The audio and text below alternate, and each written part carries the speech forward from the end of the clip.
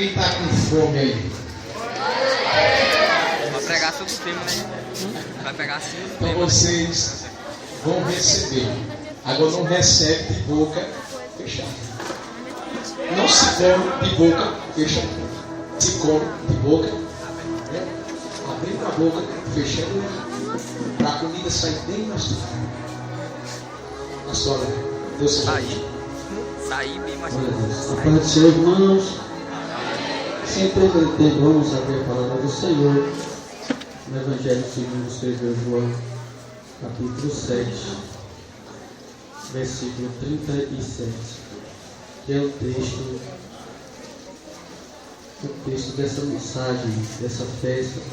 O texto é epígrafe, né? Dessa festividade.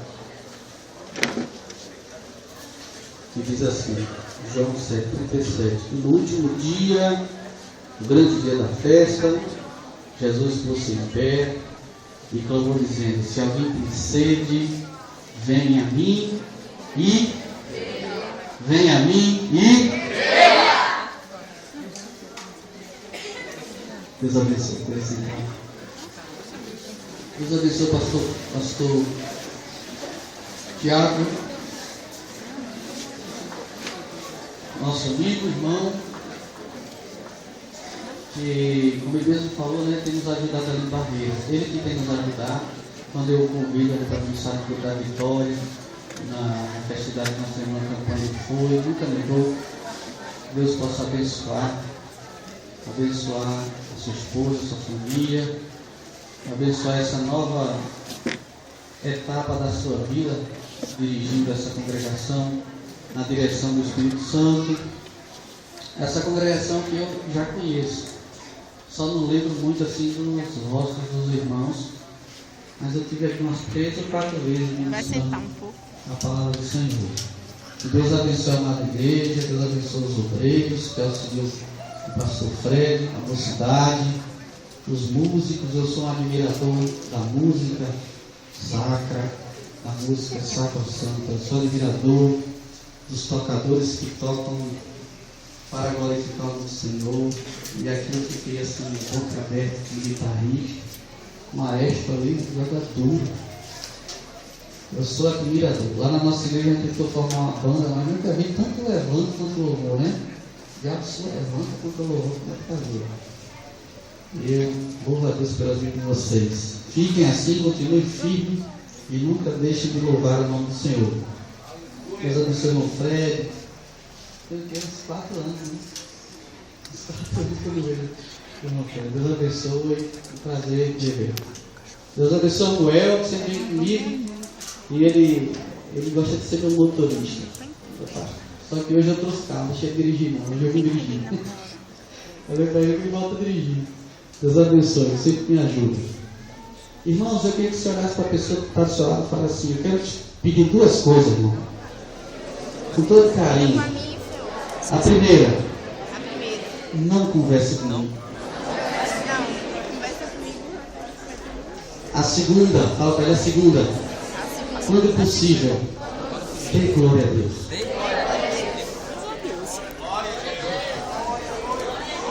Glória a Deus. Glórias a Deus. Irmãos amados, antes de ministrar, pastor, eu tenho quantos minutos? Fala aí, pastor, porque eu já vi gente olhando pro relógio. Eu sou pastor de igreja. Eu tenho um olho terrível, quando eu bato o olho eu vejo. Mas eu vou ser breve, pastor. Amém? Amém, igreja? Amém. Os irmãos estão preparados para receber a palavra? Glórias a Deus. Meus amados irmãos, o texto sagrado lido nesse momento, o qual vocês escolheram para tema dessa festa, ele tem um contexto. E o texto sem contexto é pretexto para a heresia. Gostei. Então nós precisamos acompanhar o texto dentro do contexto. E a palavra nos mostra que Jesus Cristo, passando pela Galileia, ou indo para a Galileia, em um determinado momento ele não quis.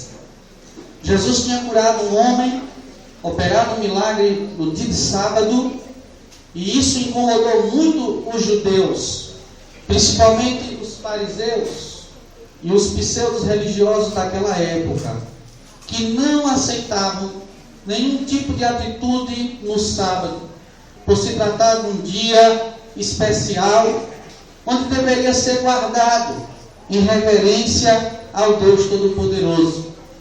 Estava contido na lei de Moisés que o homem deveria trabalhar 6 dias da semana, mas no 7º descansar, que era o sábado. Jesus estava preocupado, mas ele tinha intenção de chegar naquele lugar. Jesus Cristo, meus amados irmãos, nunca teve uma vida fácil. Mocidade que aqui está hoje, Jesus Cristo nunca teve vida de facilidade. Desde o ventre da sua mãe, Jesus fora perseguido. Herodes, quando soube que surgiria um rei, ele pensou que este rei reinaria em seu lugar. Mas o reino de Jesus Cristo nunca foi terreno. O reino de Jesus é eterno, para a glória do nome dele. E ele mandou matar as crianças do sexo masculino de 2 anos para baixo. O seu intento teve êxito nos meninos inocentes que nasceram naquela época. Mas o seu engodo não conseguiu alcançar aquele que é o mestre da vida. Sabe por quê? Porque Deus tinha um propósito com o nascimento de Jesus Cristo. E o propósito do nosso Deus jamais pode ser frustrado. Jesus Cristo, irmãos, não teve uma infância como a sua. Jesus Cristo teve uma infância difícil, mas uma infância exemplar diante dos seus pais, diante da sociedade, diante da igreja. Quando deu o momento de Maria dar luz, parece que Satanás providenciou que todas as hospedagens estivessem lotadas. Era festa naquele lugar, e o povo se dirigia para Jerusalém, o povo se dirigia para as cidades vizinhas, de maneira que na hora de dar a luz, não se encontrou um lugar adequado para que aquela mulher desse a luz ao príncipe da paz, ao rei do mundo e do universo, encontrando apenas a estrebaria de um pobre homem que cedeu, um lugar onde os animais adormeciam, um lugar onde os animais comiam. Jesus não teve o privilégio de nascer e ser colocado num berço, de preferência cor azul, como todo pai e mãe faz. Quando nasce um menino do sexo masculino, compra-se um berço de cor azul. Quando é do sexo feminino, compra-se um berço de cor rosa. Mas colocaram o nosso mestre num coxo, numa manjedoura, onde os animais se alimentavam. A vida de Jesus não foi fácil.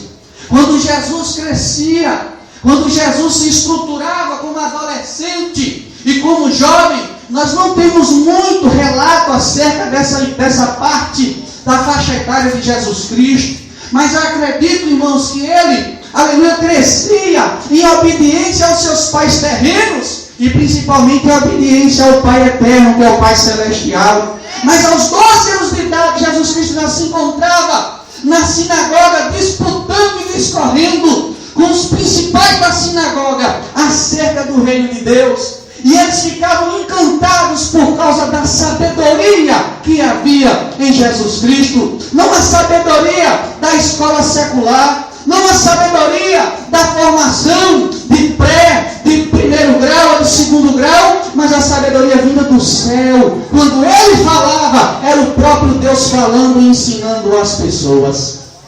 Eles ficavam admirados com Jesus Cristo, porque Jesus Cristo era diferente. Jesus Cristo era diferente não porque era mais bonito, não porque era mais forte, não porque tinha um intelecto avançado ou como um espírito iluminado, como alguns costumam falar, mas Jesus Cristo se destacava porque havia a unção do Todo-Poderoso sobre a vida dele. Jesus Cristo crescia em meio às perseguições, em meio ao sofrimento. Alguém quis seguir Jesus e disse: Jesus, eu te seguirei. Onde quer que tu fores, eu irei. Ele disse: olha, o Filho do Homem não tem onde reclinar a sua cabeça. Jesus Cristo não tinha morada certa. Jesus Cristo não tinha alimentação nos horários corretos. Quantas vezes que ele passou sem se alimentar? Quantas vezes que ele perdeu noites de sono no Getsemane, orando e intercedendo pela obra do Senhor. Jesus Cristo, meus amados, aleluia, não teve regalias nem privilégios como muitos nós temos nesta terra. Sabe por quê? Porque ele precisava passar por todo tipo de privação para que hoje eu e você pudéssemos ter o de melhor para a glória do nome dele. Quando olhamos para Jesus, nós vamos ver um homem sofredor, um homem perseguido, que Isaías chegou a dizer: nós olhamos para ele e não víamos beleza nele, nada nele nos atraía, nada dele desejávamos. Era um homem de dores, experimentado de trabalhos, homem sofrido, homem do labor, homem da labuta, mas nele, quem olhava para ele, via a glória de Deus, quem olhava para ele, via a graça de Deus, e muito mais do que isso, quem tocava nele, recebia a glória e o poder do Espírito Santo de Deus. O ministério de Cristo não foi marcado por status. O ministério de Jesus Cristo, meus amados, não foi marcado por condição financeira privilegiada. Até porque Maria, Salomé e Isabel ajudavam, e outras mulheres daquela sociedade, ajudavam o ministério de Cristo com as suas fazendas. Jesus Cristo, meus amados, não era aplaudido. Jesus Cristo, meus amados, ninguém parava para pedir autógrafo a ele. Mas quando ele ministrava, quando ele curava, as pessoas ficavam conturbadas. Uns diziam que ele tinha demônio, uns diziam que ele era o Beelzebul, o príncipe das trevas, mas outros glorificavam e diziam: levantou-se um grande profeta do nosso meio, louvado seja o nome do Senhor. Jesus Cristo sempre causava divisão, ele sempre causava dissensão. Por quê? Porque uns entendiam o ministério de Cristo, infelizmente outros não entendiam. Os que não entendiam enfureciam, pegavam pedras enormes para querer apedrejá-lo. Os que estavam irados, invejosos e com fé, queriam levá-lo para a prisão, queriam tirar a sua vida, mas não podia tocá-lo. Por quê? Porque Deus tinha um propósito na vida de Jesus Cristo.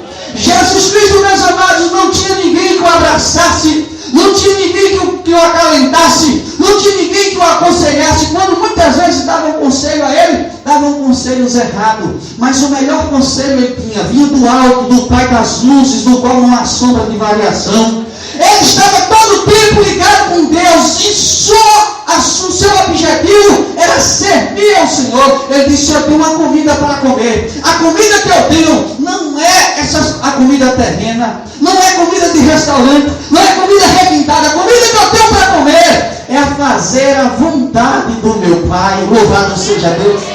E quando nós vemos Jesus neste texto, ainda vamos observar perseguição. Ele começa a pregar, ele vai para aquele lugar e fica em oculto, mas ele começa a manifestar, pregando a palavra do Deus Todo-Poderoso. Jesus Cristo não perdia tempo com as coisas dessa vida. Se Jesus estivesse aqui hoje, nos nossos dias, Jesus Cristo não ficaria preso na internet. Jesus Cristo não ficaria atrelado aos programas televisionais, como novelas e filmes pornográficos.